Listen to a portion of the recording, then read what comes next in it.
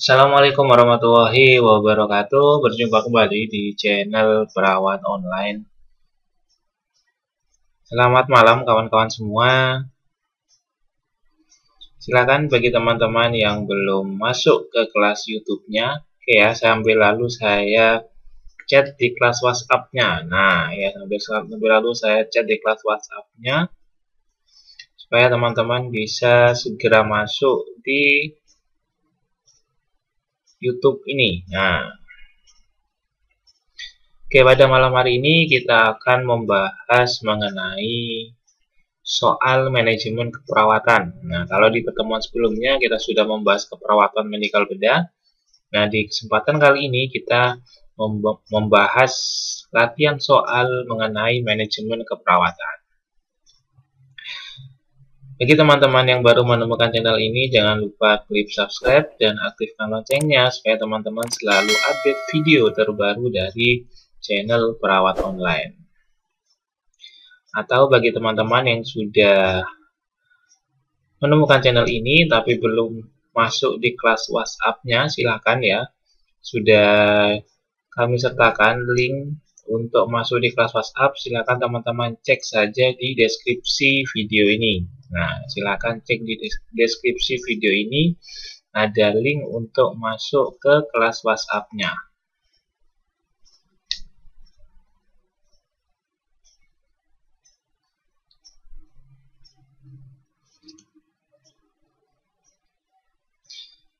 Oke, sambil menunggu teman-teman yang lain untuk bergabung. Oke, ya. Baik, di awal seperti biasa, sudah dari mana saja yang sudah bergabung di malam hari ini? Oke, ya. Oke, yuk semangat. Oke, semangat kompeten semuanya. Oke. Yuk, boleh ketik di live chat-nya ya. Cek semangat kompeten ya. Semoga semangat kita bisa menjadi kenyataan nantinya pada saat pengumuman hasil uji kompetensi. Silakan ketik di live chat-nya ya. Semangat kompeten semuanya. Yuk, semangat kompeten. Oke. Oke, mungkin yang baru bergabung silakan langsung saja ketik di live chat-nya. Semangat kompeten. Oke. Boleh di live chat, boleh di kolom komentar, silakan.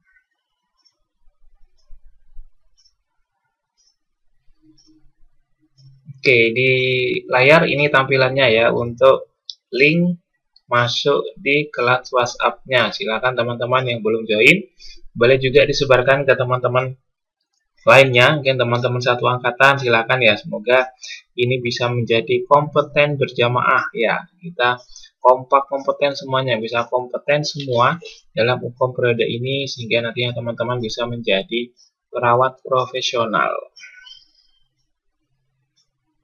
Ya, karena syarat UKOM, syarat STM nih harus lulus UKOM dulu ya. Kalau UKOM-nya tidak lulus, belum bisa untuk mendapatkan STM. Oke, semangat kompeten. Yuk, ketik semuanya. Semangat kompeten. Oke.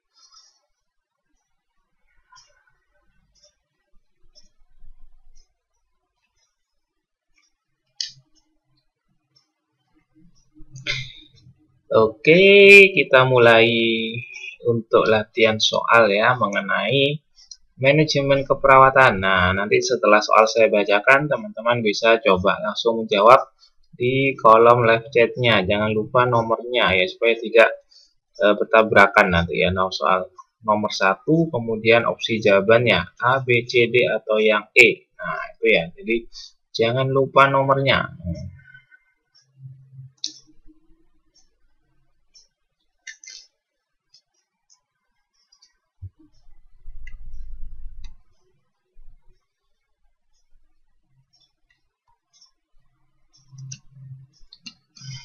Oke, soal nomor 1.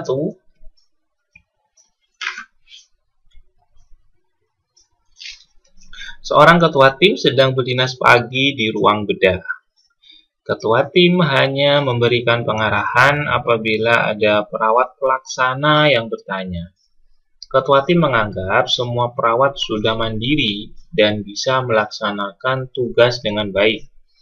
Apakah gaya kepemimpinan yang diterapkan pada kasus tersebut? A. Autokratik, B. Partisipatif, C. Demokratik, D. Laissez-faire, atau E. Transformasional. Oke, soal awal ini berkaitan dengan gaya kepemimpinan. Oke, kira-kira ketua tim pada kasus ini termasuk atau menggunakan tipe gaya kepemimpinan yang mana? Apakah yang autokratik, partisipatif, demokratik, laissez-faire, atau transformasional?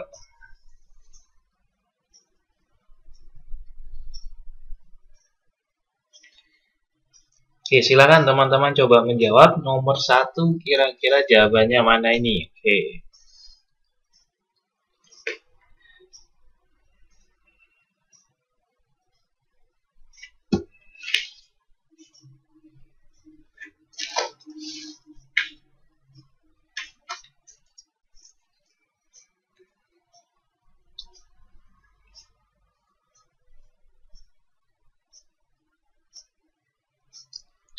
Oke, sudah banyak yang menjawab. Nah, oke ya, langsung saja kita bahas. Nah, yang perlu diperhatikan berarti kita lihat ciri-ciri dari ketua tim ini. Nah, kira-kira ciri khasnya mana? Nah, ya, di kalimat kedua, ketua tim hanya memberikan pengarahan apabila ada perawat pelaksana yang bertanya. Nih.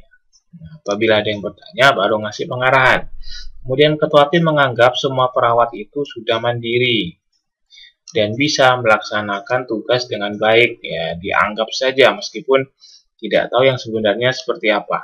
Maka itu termasuk dari gaya kepemimpinan yang opsi jawaban D. Oke ya, benar ya, jawabannya yang opsi jawaban D. Nah, karena berhubungan dengan apa artinya ketua tim ini tidak terlalu proaktif ya. Karena di kalimat kedua disampaikan, dijelaskan dalam soal, ketua tim hanya memberikan pengarahan apabila ada perawat pelaksana yang bertanya. Kalau tidak bertanya, ya sudah gitu. Kemudian ketua tim juga menganggap, nah ini kan ya, anggapan asumsi. Menganggap bahwa semua perawat itu sudah mandiri dan bisa melaksanakan tugas dengan baik tanpa, dan seharusnya itu kan dikontrol oleh ketua tim atau perlunya supervisi. Jadi jawabannya yang opsi D, gaya kepemimpinan laissez-faire. Nah.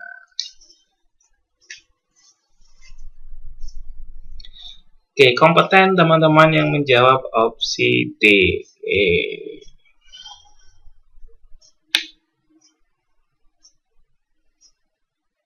Baik, kita lanjutkan ke soal berikutnya.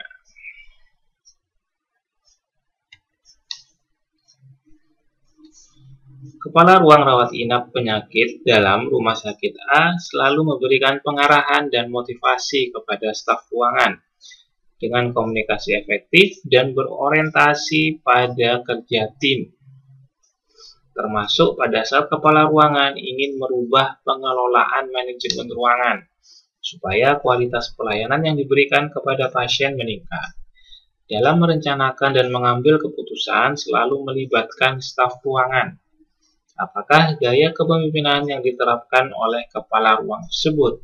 A. Otoriter, B. Demokratis, C. Military, D. Laissez-faire, atau E. Transformasional?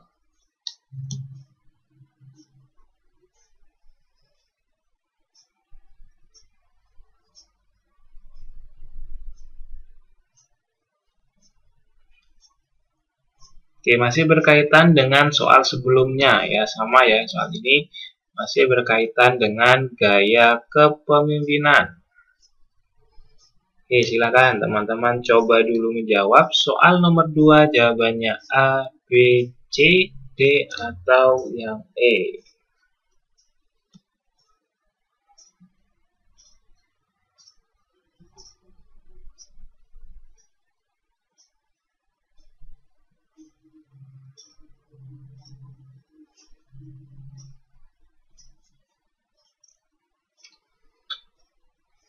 Sambil lalu saya chat lagi ya di kelas WhatsApp ya, mungkin yang belum bergabung.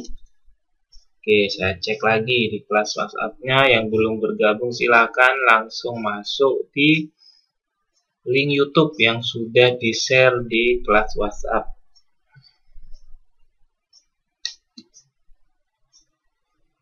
Oke, sudah banyak yang menjawab. Langsung saja kita bahas. Nah, oke, benar semua ini ya. Jadi cirinya kepala ruangan rawat inap ini adalah ini ya, memberikan pengarahan selalu ini ya, selalu memberikan pengarahan dan motivasi kepada staf ruangan dengan komunikasi efektif dan berorientasi pada kerja tim. Termasuk pada saat kepala ruangan ingin merubah pengelolaan manajemen ruangan supaya kualitas pelayanan yang diberikan kepada pasien meningkat. Oke, kemudian ini juga ya, selalu melibatkan staf ruangan. Nah, artinya staf ruangan dilibatkan, tidak bertindak hanya dari sisi kepala ruangan saja, tapi minta masukan karena di sini dituliskan adanya selalu melibatkan. Jadi jawabannya adalah yang opsi jawaban D, yaitu adalah gaya kepemimpinan yang demokratis di sini. Nah, oke ya, jadi ini ya, dalam merencanakan dan mengambil keputusan selalu melibatkan staf ruangan. Nah, ini termasuk ciri dari gaya kepemimpinan yang demokratis. Kebalikannya yaitu ada yang otoriter ya, itu artinya pimpinan ya atau kepala ruangan atau ketua tim misalnya tidak mendengarkan saran dan kritik, tidak mau mendengarkan saran dan kritik dari staf. Oke, baik, semuanya kompeten ya. Oke, semoga ini terus berlanjut sampai pada saat ujian dan pengumuman juga mendapatkan predikat kompeten ya. Amin.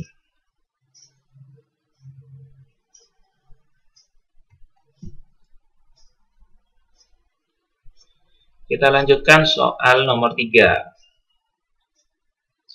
Kepala ruangan melakukan evaluasi salah satu indikator mutu dengan mengidentifikasi tinggi rendahnya tingkat pemanfaatan tempat tidur di ruang perawatan bedah laki-laki.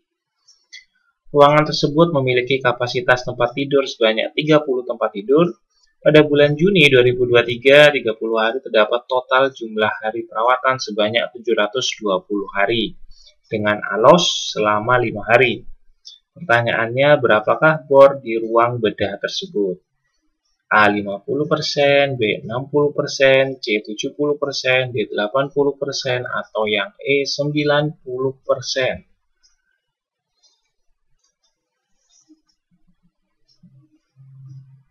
Soal berkaitan dengan bor ya.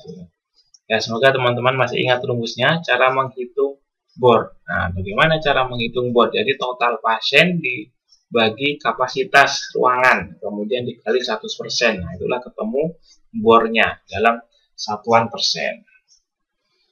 Oke, silakan teman-teman coba menghitung dulu. Soal nomor 3 ini soal menghitung ya, soal hitungan. Kan coba menghitung kira-kira jawabannya bornya berapa persen.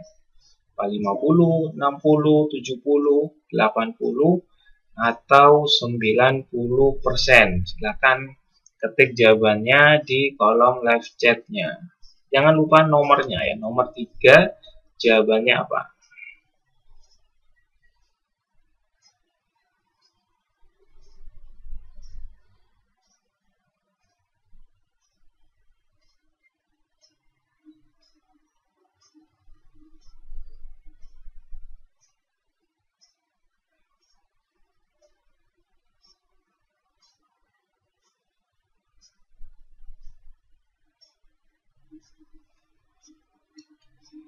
Oke, silakan. Masih ingat tadi sudah saya sampaikan ya, rumus bornya itu adalah jumlah pasien dalam ruangan tersebut dibagi kapasitas. Kapasitas itu artinya ya total tempat tidur yang ada di ruangan tersebut dibagi 100%. Nah, maka itu ditemukan hasil bornya.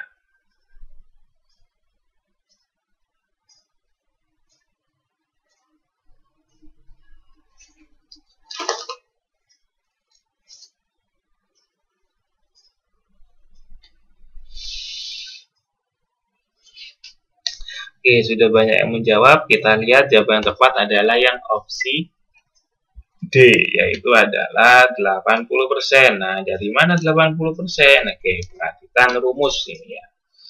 Oke ya, jadi hasil didapatkan itu dari total jumlah hari rawat pada periode tertentu. Nah, di sini kan Juni 2023.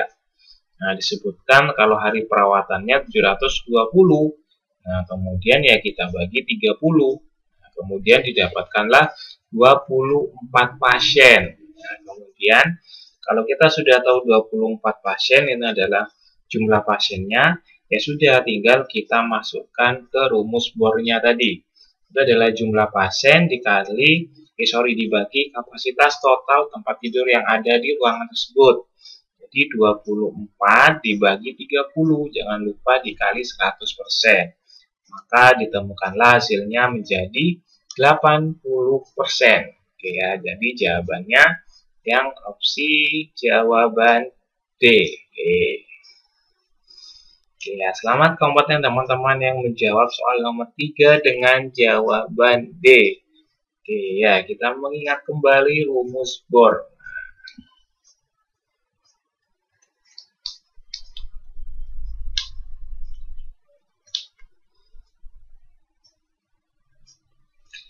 Oke, baik, kita lanjutkan ke soal yang keempat, nomor 4.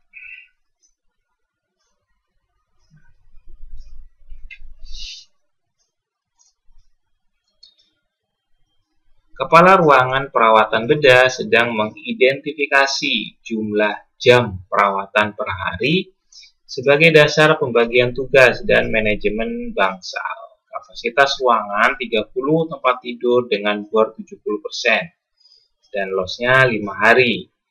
Rata-rata tingkat ketergantungan pasien bervariasi, yaitu 5 orang total care, 5 orang partial care, dan 10 orang self care. Jika waktu keperawatan langsung per pasien per hari untuk total care itu 6 jam, partial care 4 jam, dan self care 2 jam. Berapakah rata-rata jumlah jam perawatan langsung per hari di ruangan tersebut?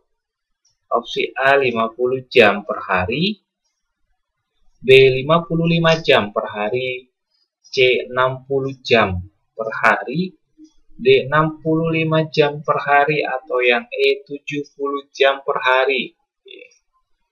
Nah, soal keempat ini juga berkaitan dengan rumus ya, juga berkaitan dengan hitung-hitungan ya. Jadi hati-hati, harus cermat dan teliti.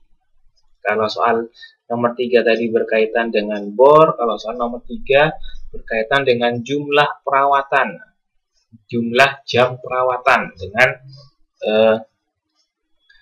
kondisi dari masing-masing pasien. Ada yang total care, ada yang partial care, ada yang self care. Ya, mungkin teman-teman masih ingat rumusnya, sambil lalu coba mengingat-ingat kembali. Nah, kira-kira bagaimana rumusnya dan berapa jumlah jam perawatan langsung per hari pada kasus nomor 4 ini. Apa 50 jam, 55 jam, 60, 65, atau 70 jam per hari? Silakan teman-teman coba menjawab, ya, coba menghitung-hitung. Nah, silakan coba menghitung-hitung kira-kira ketemunya berapa. Oke. Ya, saya kasih waktu 1 menit, silakan teman-teman punya waktu 1 menit dari sekarang untuk menghitung.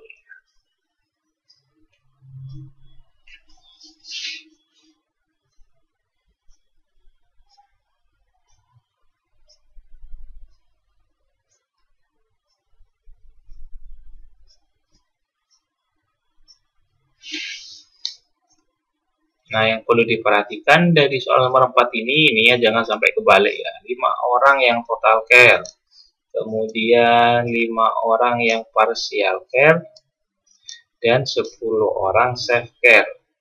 Kemudian juga di soal diketahui terkait jamnya, total care itu 6 jam, partial care 4 jam, sedangkan self care itu 2 jam. Nah, silahkan teman-teman coba menghitung ketemunya berapa ini. Silahkan jawab di kolom live chatnya.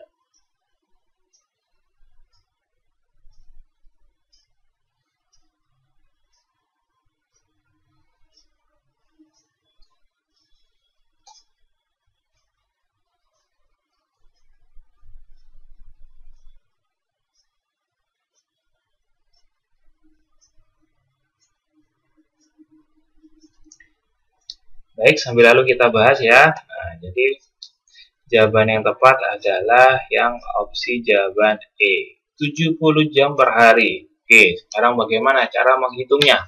Nah, sebenarnya gampang, tinggal kita masukkan saja. Nah, 5 orang total care 6 jam ya. Sudah masukkan total care-nya adalah 5 kali 6. Ini yang total care, KTC ya, total care. Oke. Kemudian 5 orang partial care 4 jam. Ya, sudah tinggal ditambah. Nah, ini yang partial care. Tinggal ditambah. Dari 5 kali 6 30, 5 kali 4 20, 30 ditambah 20 sudah 50. Kemudian 10 orang self care-nya 2 jam, ada 10 kali 2. Ini saya singkat self care jadi SC. Nah, SC ini self care ya, bukan seksio. Nah, kemudian masukkan rumusnya tadi 5 kali 6, 5 kali 4, 10 kali 2, kemudian dijumlah, maka ketemulah hasilnya 70. Maka jawabannya sudah 70 jam per hari. Oke ya.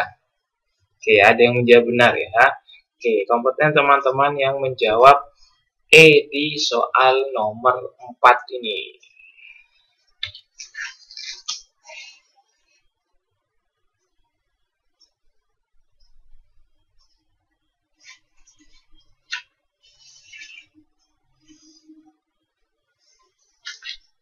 Oke, kita lanjutkan ke soal berikutnya. Kita sudah masuk ke soal ke-6, ke-6.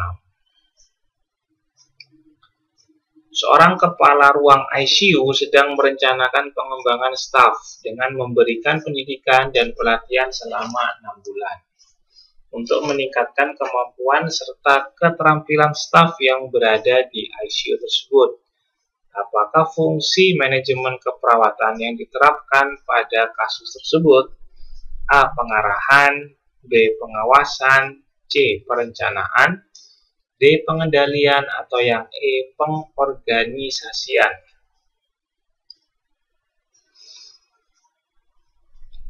Soal pada kasus ini menanyakan tentang fungsi manajemen keperawatan. Ada pengarahan, ada pengawasan, perencanaan, pengendalian, atau pengorganisasian. Oke, jadi kepala ruang ICU ini merencanakan pengembangan staf dengan memberikan pendidikan dan pelatihan selama 6 bulan untuk meningkatkan kemampuan serta keterampilan staf yang berada di ICU. Ini termasuk fungsi manajemen keperawatan yang mana? Oke, silakan coba menjawab di kolom live chatnya nomor 6 jawabannya yang A, yang B, yang C, D, atau yang opsi E.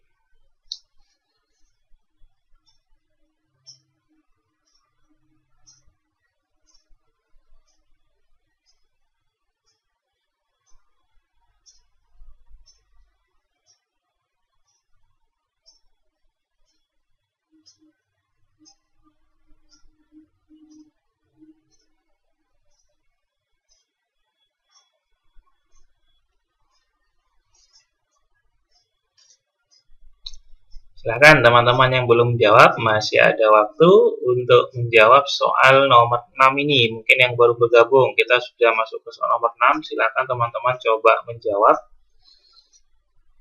Silahkan jawabannya diketik di kolom live chatnya nomor 6, kemudian A, B, C, D, atau E.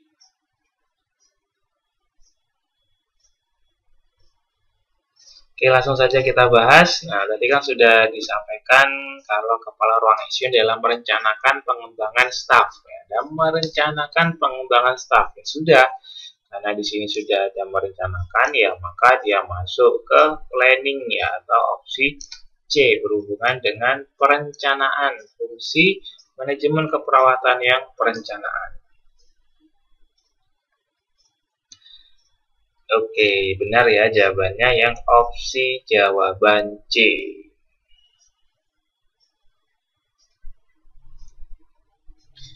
Kita lanjut ke soal berikutnya.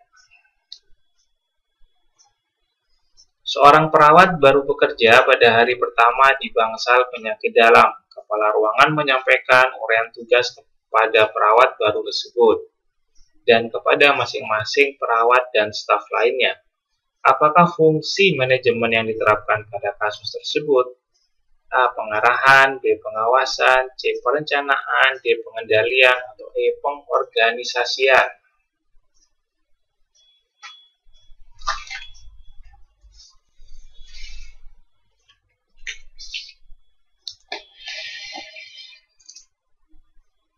Soal nomor 7 hampir berkaitan ya, berkaitan dengan soal sebelumnya, masih menanyakan mengenai fungsi manajemen.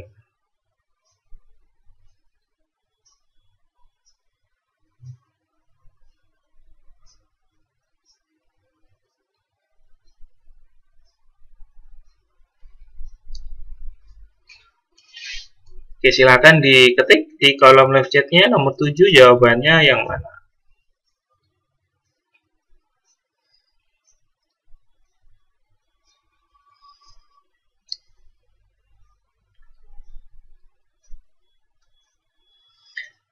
Oke, kita buka. Jadi jawaban yang tepat adalah yang opsi E, ya, adalah pengorganisasian. Nah, karena disebutkan di sana kepala ruangan menyampaikan uraian tugas. Nah, uraian tugas kepada perawat baru, nah, dan kepada masing-masing perawat dan staf lainnya. Berarti menyampaikan job desk-nya. Nah, itu termasuk dari fungsi manajemen yang pengorganisasian. Jawabannya yang opsi E.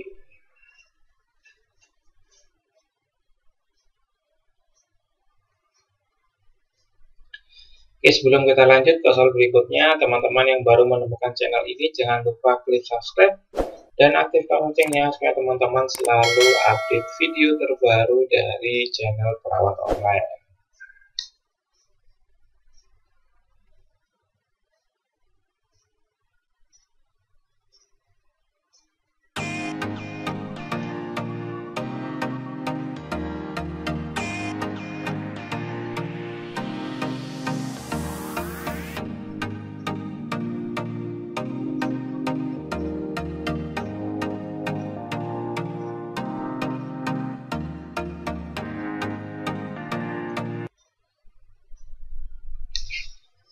Soal nomor 8. Pasien perempuan 50 tahun masuk di ruang perawatan dengan kondisi tidak sadar dan gelisah. Sebagai Katim, Nurse A melakukan pengkajian kepada pasien tersebut. Apakah salah satu tujuan pasien safety yang nampak jelas harus diperhatikan oleh Nurse A pada situasi pasien tersebut? A. Mengurangi resiko pasien jatuh. B. Menghindari resiko terkait infeksi. C. Melakukan pengkajian mendalam. D. Meningkatkan komunikasi efektif. E. Memastikan prosedur pembedahan yang benar. Soal nomor 8 berkaitan dengan SKP ini ya. Nah, sasaran keselamatan pasien ya. Mungkin teman-teman masih ingat ya, ada 6 SKP. Ada identifikasi pasien, ada benar obat, ya, risiko infeksi, risiko jatuh, dan lain sebagainya. Kira-kira jawabannya yang mana? Silakan ketik kembali di kolom live chatnya nomor 8, jawabannya A, B, C, D, atau yang E.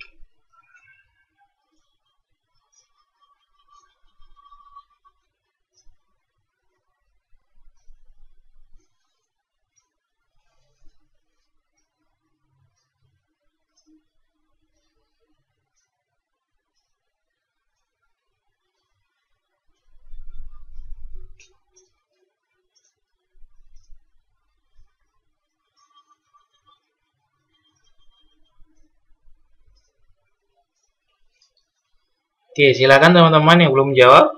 Nomor 8 jawabannya yang mana? Nah, jadi di soal ini disebutkan, nah, pada saat sebagai Katim, ternyata Nurse A ini melakukan pengkajian kepada pasien tersebut. Nah, hasilnya apa? Ternyata hasilnya adalah pasiennya dengan kondisi tidak sadar dan gelisah. Nah, kira-kira pasien safety apa yang harus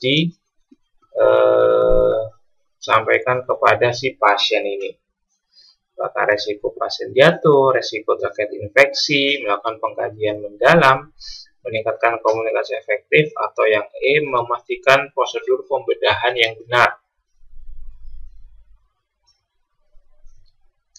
Oke, jadi jawabannya oke ya, sudah banyak benar. Jawabannya adalah yang opsi A, ya, adalah mengurangi resiko pasien jatuh. Nah, apalagi pasiennya tidak sadar, kemudian adanya gelisah. Nah, kalau gelisah berarti perlu ekstra perhatian ya, hati-hati jangan sampai pasiennya malah jatuh. Misalnya kalau pasien gelisah, kita fiksasi tentunya dengan persetujuan keluarga. Fiksasi tujuannya apa ya? Tujuannya supaya pasien itu aman, tidak jatuh, kemudian juga menjaga dari alat-alat medis misalnya, ataupun selang infus mungkin ketarik, kecabut, dan sebagainya.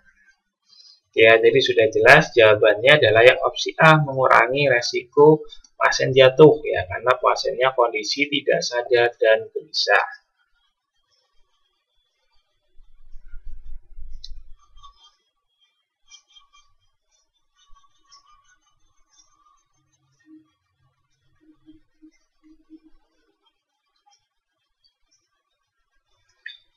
Oke, kita sudah sampai di akhir pembelajaran pada kesempatan kali ini. Kita tadi sudah belajar beberapa latihan soal mengenai manajemen keperawatan. Oke, silakan teman-teman boleh ketik di kolom komentar ya. Di kolom komentar ya, bukan live chat tapi di kolom komentar. Kira-kira nanti stase mana lagi yang mau dibahas ya? Stase apa lagi yang mau kita bahas? Latihan soal di stase apa? Kemarin sudah KMP, sekarang tadi sudah manajemen.